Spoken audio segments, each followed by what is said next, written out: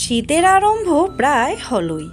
শীতকালে এই ধরনের দেশি বোয়ালের চচ্চড়ি খেতে কিন্তু দুর্দান্ত লাগে। একদম আলাদাভাবে তৈরি হওয়া এই ধরনের চচ্চড়ি গরম গরম ভাতের সাথে একবার খেলে কিন্তু মুখে লেগে থাকবে।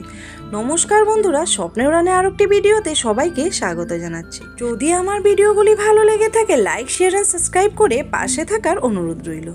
তবে এখানে আমি প্রথমেই বোয়াল মাছগুলো ভালো করে ধুয়ে এখানে সর্ষে আর পেঁয়াজ পেস্ট দিয়ে দিলাম। আন্দাজ মতো আপনারাও দিয়ে দিবেন। দিয়ে দিলাম লঙ্কা গুঁড়ো, দিয়ে দিলাম হলুদ গুঁড়ো আর কয়েকটি কাঁচা লঙ্কা চিড়ে, যে যতটুকু ঝাল খান সেইভাবেই দিবেন। দিয়ে দিলাম নুন আর সর্ষের তেল। তো এই কাঁচা সর্ষের তেলটা কিন্তু দিতেই হবে। দিয়ে একটু ভালো করে মাছগুলোর সাথে মশলাগুলো মেখে নেব।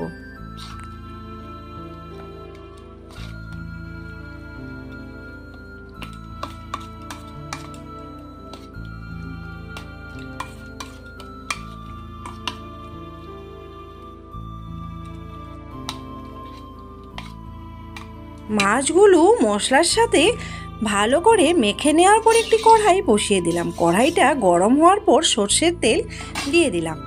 তারপর একে একে সেই মাছগুলো আস্তে আস্তে দিয়ে দেব, কিন্তু সেই পর্যায়ে গ্যাসের ফ্লেমটা মিডিয়াম রাখতে হবে।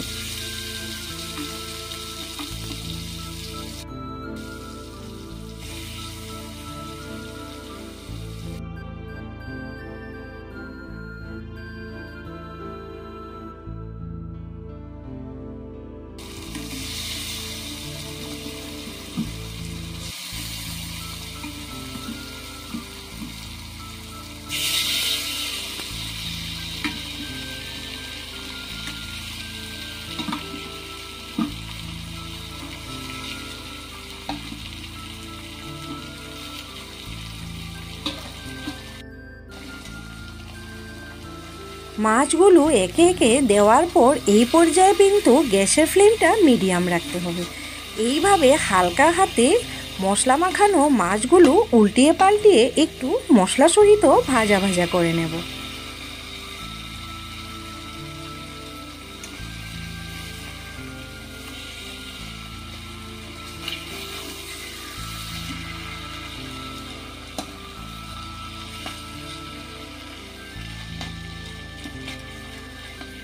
মশলা সহিত মাছগুলো একটু ফ্রাই হওয়ার পর এখানে দিয়ে দিলাম আন্দাজ মতো জল।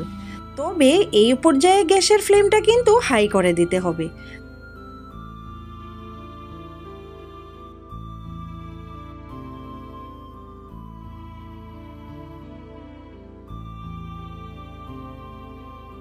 টক বকানোর পর ঘন ঘন হয়ে আসছে, তবে এবার মাখা মাখা হওয়ার পর এই রেসিপিটা রেডি। তবে আপনারা চাইলে ধনিয়া পাতাও দিতে পারেন, টেস্টটা আরও বেড়ে যাবে। আমার কাছে ছিল না তাই দেই নাই। তবে এই ধরনের রেসিপি গরম গরম ভাতের সাথে শীতের দিনে অবশ্যই খেয়ে দেখো। একবার খেলেই কিন্তু মুখে লেগে থাকবে, খেতেও হয় দুর্দান্ত। তবে যদি এই ভিডিওটি ভালো লেগে থাকে লাইক করে পাশে থাকার অনুরোধ রইল। ধন্যবাদ।